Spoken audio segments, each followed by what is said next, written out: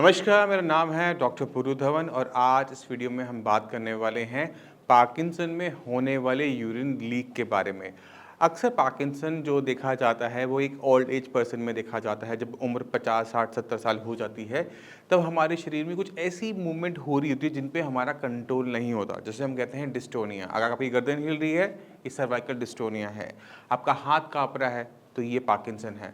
तो ये जो मूवमेंट है जिस पे आपका कंट्रोल नहीं होता, इसी तरह से एक मूवमेंट होती है जहाँ पर हम अपने यूरिन को कंट्रोल नहीं कर पा रहे होते। यूरिन लीकेज की जो दिक्कत होती है पार्किंसन पेशेंट में, वो बेसिकली 2 वजह से हो रही होती है। पहली है बुढ़ापा। जैसे-जैसे हम बूढ़े होते चले जाते हैं, हमारी मांसपेशियाँ कमज़ोर होती चली जाती है और उनकी काबिलियत कम होती चली जाती है। और जो हमारी ब्लड की जो मांसपेशियाँ हैं, जो यूरिन को रोक के रखती हैं, वो भी वीक होनी शुरू हो जाती है और ख़ासकर फीमेल पेशेंट में। तो हम क्या देखते हैं कि यूरिन लीकेज की हमें दिक्कत देखने को मिलती है। जैसे ही पेशाब थोड़ा-सा भरता है, वो वहाँ से निकलना शुरू कर देता है और लीकेज हमें महसूस होनी शुरू होती है। तो जिन-जिन पेशेंट को पार्किंसन के या ओल्ड एज में हैं और यूरिन लीकेज की दिक्कत देखने मिल रही है, तो उनके लिए कोई ख़ास मेडिसिन नहीं होती, क्योंकि दिक्कत मसल्स की स्ट्रेंथ के अंदर है, तो कहीं न कहीं हमें वो दोबारा से पैदा करनी पड़ेगी। अगर दिक्कत हमारे ब्रेन से हो रही है, पार्किंसन की वजह से हो रही है कि वहाँ की जो नर्व्स हैं वो काम नहीं कर पा रही या वहाँ पे कंडक्टेंस नहीं हो पा रही, ब्रेन ढंग से कंट्रोल नहीं कर पा रहा, तो भी हमें काम अपनी मांसपेशियों पे ही करना पड़ता है।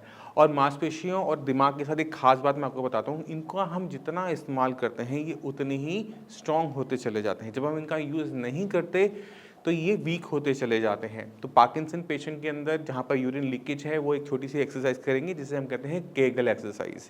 इस केगल एक्सरसाइज़ के बारे में आप नेट पे जाकर और भी देखिएगा और वीडियोज़ को भी समझिएगा, तो आपको बहुत आराम से समझ में आएगा कि ये बहुत ईज़ी एक्सरसाइज़ होती है। इसके अंदर हम क्या करते हैं कि हम चाहे स्टैंडिंग पोज़ीशन में हों, चाहे हम चेयर पे बैठे हुए हों, हमने कुछ इस तरह से अपनी एक मसल्स को मूव करना होता है, जैसे हम स्टूल को रोकने की कोशिश करते हैं। जैसे अगर आपको प्रेशर बहुत ज़ोर से लगा हो, बहुत ज़ोर से आपको जाने का मन हो, बट आप कहीं पब्लिक प्लेसेस में, तो क्या करते हो कि आप अपनी गुदा की जितनी भी मांसपेशियों को टाइट कर लेते हो, है ना? बस यही एक्सरसाइज होती है कि आपने 2 सेकंड उसे टाइट किया, रिलीज़ किया। अब मैं आपको करके भी नहीं दिखा सकता ये वाली एक्सरसाइज, कुछ ऐसी है। तो आप क्या करते हो, टाइट करते हो, रिलीज़ करते हो, टाइट करते हो, रिलीज़ करते हो, टाइट करते हो, रिलीज़ करते हो। तो इस तरह से अगर हम 20-25 सेट, 30 सेट करते हैं और बार-बार दिन में करते रहते हैं, तो क्या होता है कि यहाँ की जो मांसपेशियाँ हैं ना, वो स्ट्रॉन्ग होनी शुरू हो जाती है और यूरिन को रोकने लायक काबिलियत उनमें आनी शुरू हो जाती है। आपने ध्यान क्या रखना होता है कि आपका खाना-पीना अच्छा रहना चाहिए, क्योंकि आपकी बॉडी में जो मसल्स हैं, जब वो बिल्डअप होंगी, तो उसे प्रोटीन की बहुत ज़्यादा ज़रूरत होगी। तो खाने में आपको प्रोटीन की मात्रा अच्छी रखनी, चाहे आप वो दालें रखो, अंडे रखो, चाहे आप नॉन-वेज रखो, बट उसको रखो ज़रूर, जिससे आपकी मसल्स को बिल्डअप होने में टाइम कम लगे।